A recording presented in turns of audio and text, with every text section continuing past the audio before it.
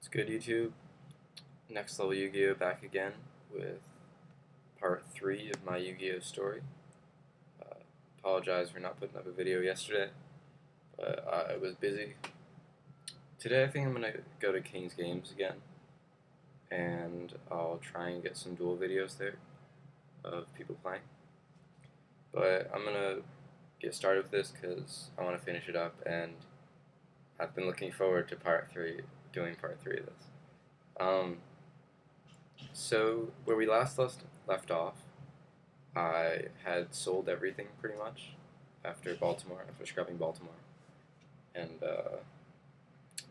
had pretty much no cards. I started from scratch. I went to a regional that November, and I had to borrow a bunch of cards. Ran a really bad Gladiator Beast deck that was really geared towards anti-meta at beating Teledad, but I still lost to Teledad, and it was really, I think through that I started to realize the qualities that a good deck has, and how to be a better deck builder, which I'll expand upon in a later video.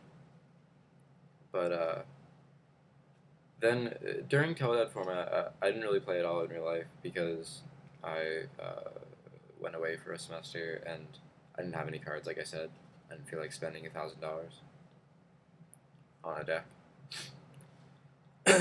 And I played online though, somewhat, and I did pretty well. I was pretty good at Teledad format, as most good players were, I guess. My strategy during the whole format was actually really flawed. I realize now. I would just go for Stardust setups at every opportunity, and it was honestly a really bad way to play. But I think against subpar players online, that's, I don't know, it's good against people online. So it worked out well for me, and I won a lot. I sort of established myself as a good player. And after Teledad format, it was Dark Strike format, and the first time I played since that November regional was going to be at this regional in Massachusetts when I ran Morphtronics just for fun, and I ended up getting 9th at the regional with Morphtronics, and that was pretty cool. I mean, no one else had really done anything with that deck before, but I saw the potential and used it. It was cool. It was a good deck. I could have topped if I had one more round. But yeah, Morphtronics. I think, yeah, I got my invite, I guess, for that. But later that format is where the big turning point of my Yu-Gi-Oh career happens. I meet Ryan Segovia. That's right, Ryan. I know you're watching this. So Ryan had gone to my locals, and he was terrible. He sucked. But then when I came back from that regional and came back from being away for a few months, him and this other kid, Donovan, I'm sure you know it's you, but they had gotten a lot better. I was still better than them, but they were closer to me. And it was kind of not unnerving, but it was just weird. They had gotten a lot better pretty fast. So when I would go to locals, I would play with them a lot, and it was good to have at least decent people to play test with. So we finished out that format, and again, I was still better than them, but not by that much.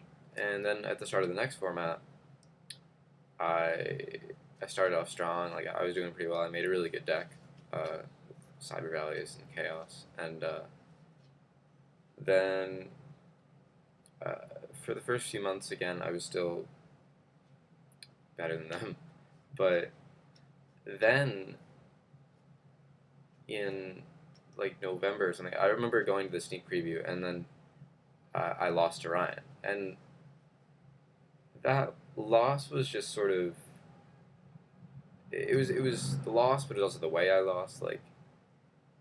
he honestly somewhat outplayed me. Like it wasn't like he just sacked the shit out of me or anything like that. Like we played a good game and he beat me. And like uh, a few months ago, or definitely a few years ago, that would have never happened. Like he just wasn't that good.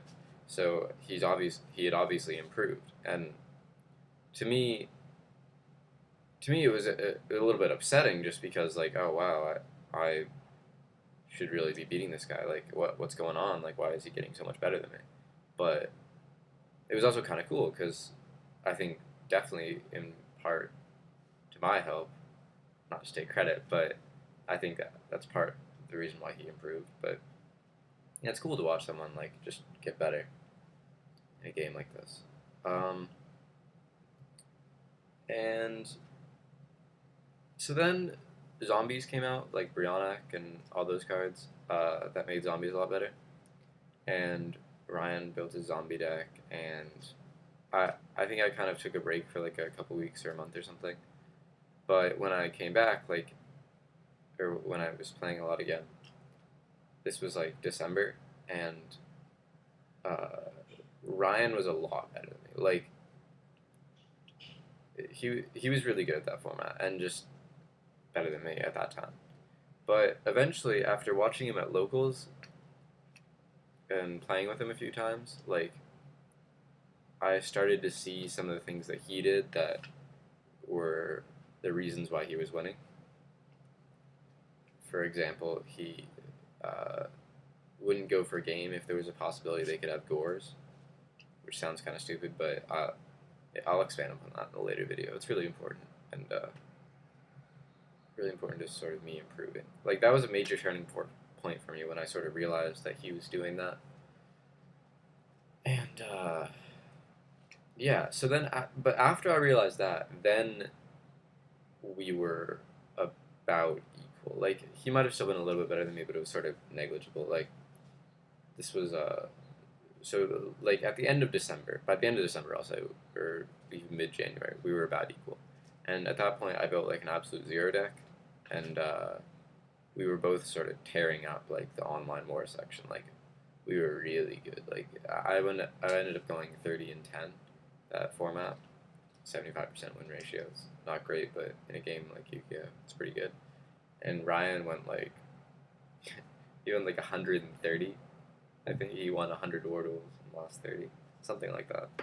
Something crazy. He played a lot. But, yeah, so we were both really good, and we had both like improved together, and we both make each other better because we talk a lot. And then there was a regional at the end of that format in Maine. It was a really small regional, but I went undefeated. I scooped to Ryan, and Ryan also topped, and we both topped forward. So did Donovan, actually. And so it was kind of cool. Like, we had all dedicated ourselves to improvement, and then we showed result. We dominated that regional. Like, it was ridiculous. And then going into this past format, Ryan and I continued to be really good players. Like, we still did really well online in the war section, and I built a really cool deck that Ryan also would use, and I think at one point he was like 18 and 0 or something like that with the deck. Like, it was a Vayu Turbo deck, but at the very beginning of the format, took it to New Jersey, didn't do so well. I went X3, and I lost to a really bad misplay on my part. A couple misplays, actually. Stupid stuff. I didn't eat.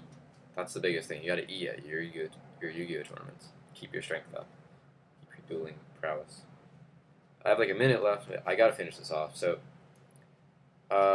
yeah, and then I went to a couple more regionals. I topped like 2 more regionals this past format. Like, I kind of dominated them. Like I said in the prior video, I've topped every event that I've entered this format except New Jersey. And I went to nationals, top 32. Felt really good because, like, as you've noticed in the story, like, I've flown to these events and not topped, gone like 0-2 drop, lost a lot of money. But this time I went, I topped, I won money, paid for the trip, and it felt great.